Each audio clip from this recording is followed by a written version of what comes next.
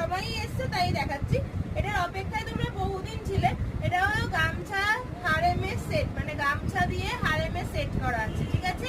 40, এটা 40, 48 আর 42 এই সাইজগুলো এখনো পর্যন্ত আমার কাছে স্টকে আছে।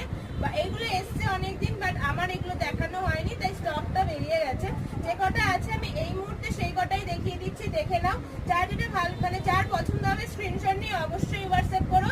এইগুলো কিন্তু আমি বলে দিচ্ছি হারেমের সাথে কুর্তি একেবারে সেট রয়েছে।